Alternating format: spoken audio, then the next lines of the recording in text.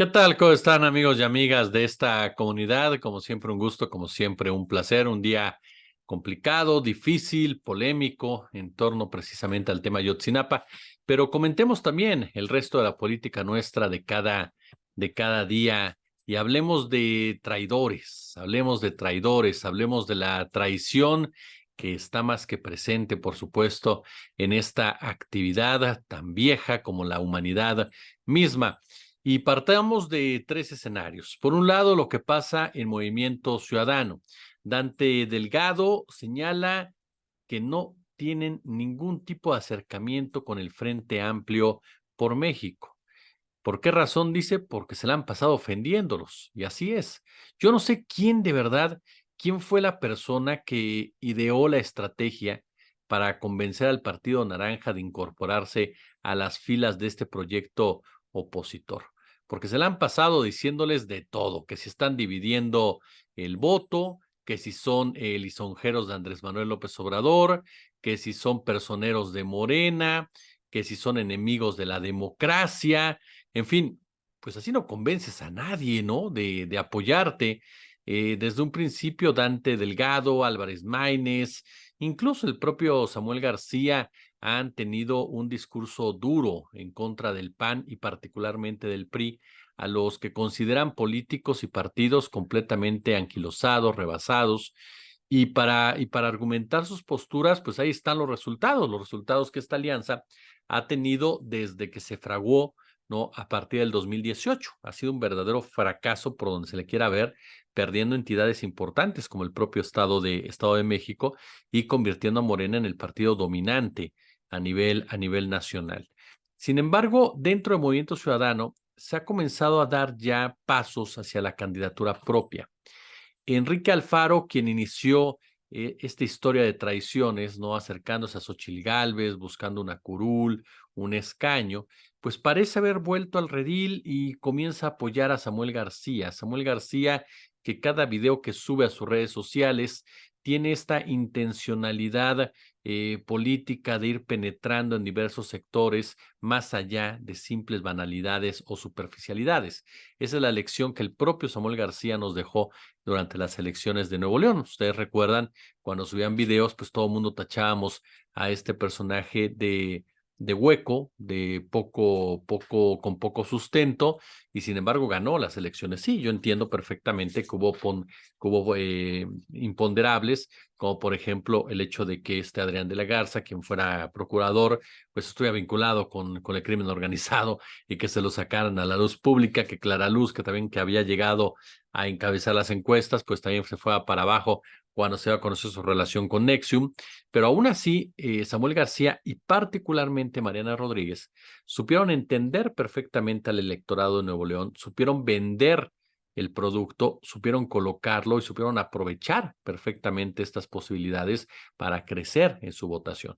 Llegó un momento en el cual Mariana Rodríguez aparecía siempre al lado de Samuel García, incluso en los promocionales.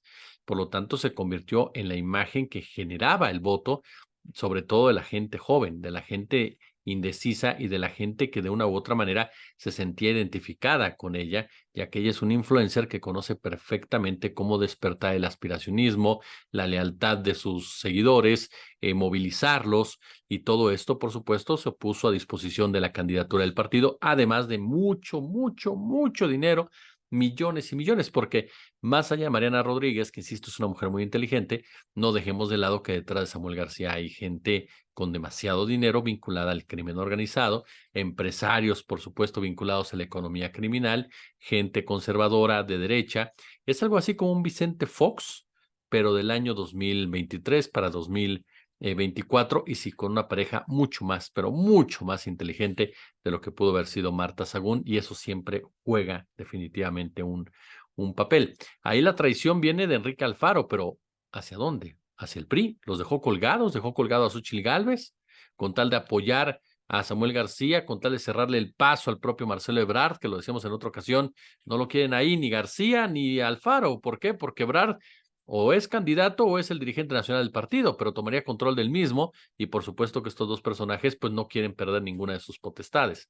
La segunda traición tiene que ver con el propio Marcelo Ebrard Casaubon, quien ya presentó ante el Tribunal Electoral del Poder Judicial de la Federación una impugnación, un recurso más bien dicho, en torno a la impugnación contra el proceso de Morena, sabiendo perfectamente Ebrard que esto va a traer consecuencias de una u otra manera. ¿Por qué? Porque tanto el proceso de Morena como el proceso del Frente Amplio se adelantaron en los tiempos. Estamos en un tema de interpretación, por supuesto. A final de cuentas, Morena y el Frente Amplio pueden decir, no, pues nosotros elegimos al coordinador de la Cuarta Transformación, nosotros no hemos elegido jamás a nuestra candidata presidencial, ¿no? Y ella está ocupada en coordinar la transformación del partido o el movimiento como tal, pero no es candidata en forma.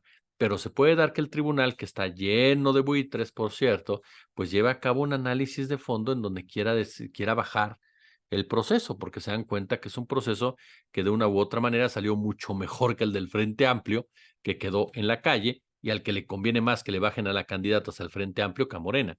Entonces, ahí mi pregunta es, ¿qué busca Marcelo Ebrard? ¿Qué busca Marcelo Ebrard al llevar este tema al Tribunal Electoral?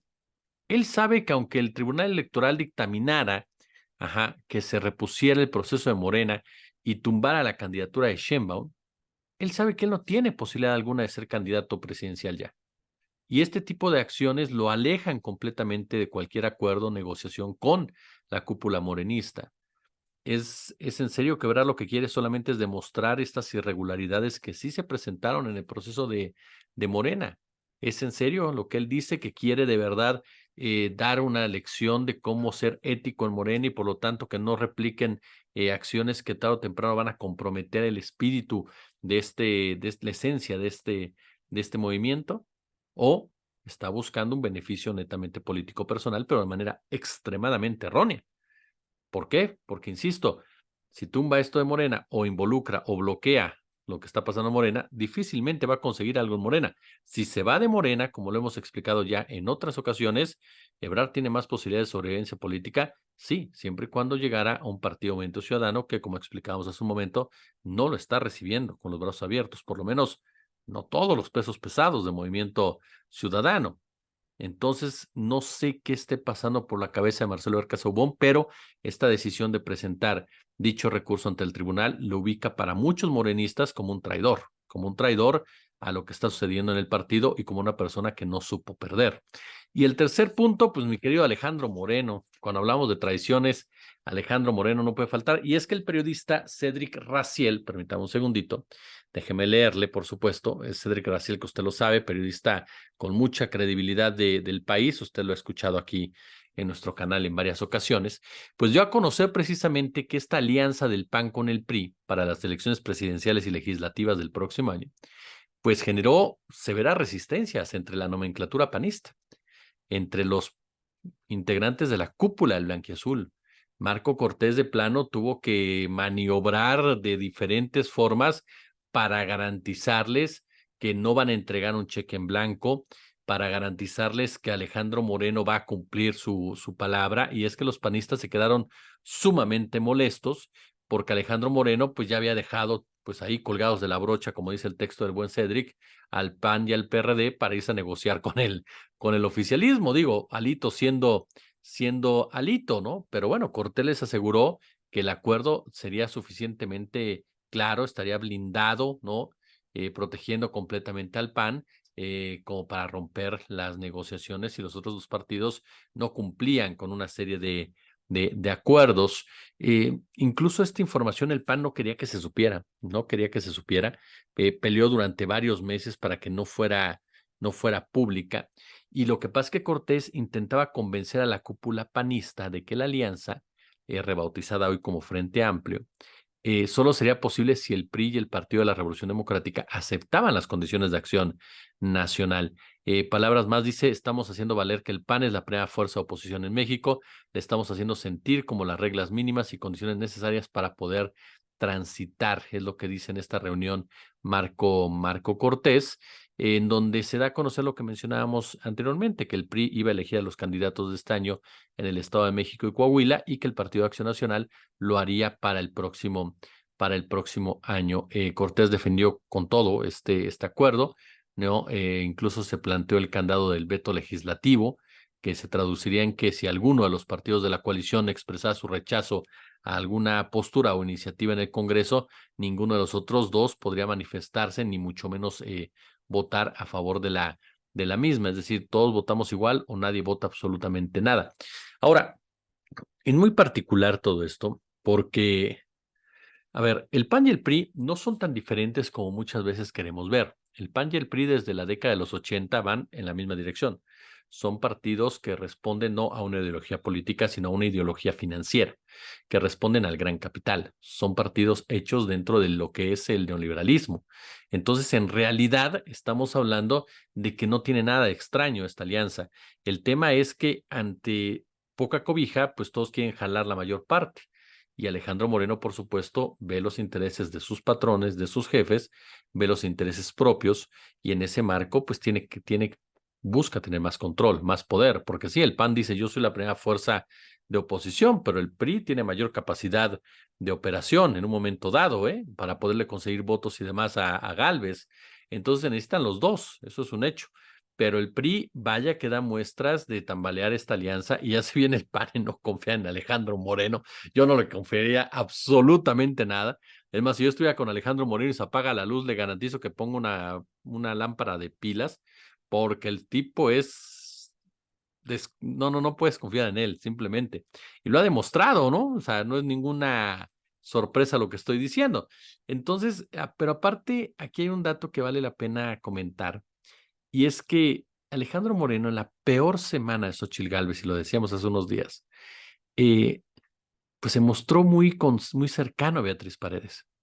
Se mostró muy cercano a diferentes grupos priistas, presumiendo la operación del PRI, las capacidades del PRI, y presumiendo a Paredes. Paredes que, como se los decíamos ayer, no ha apoyado en nada a Xóchitl Gálvez. Entonces, yo no descartaría jamás que Alito Moreno se comportara como Alito Moreno, sobre todo si se dan cuenta que no levanta la candidata del PAN. Y los jefes de Alito Moreno pueden resarcir ciertas heridas con el patrón de la oposición, con Claudio X González, y pueden alcanzar un acuerdo de que Xóchitl no es la mejor candidata para competir por Morena, en contra de Morena, perdónme. Entonces, no descartemos, que al final los priistas den ese famoso albazo que están acostumbrados a dar y Marquito Cortés se quede chiflando la loma. Ahí tiene usted tres historias de traiciones de la política mexicana.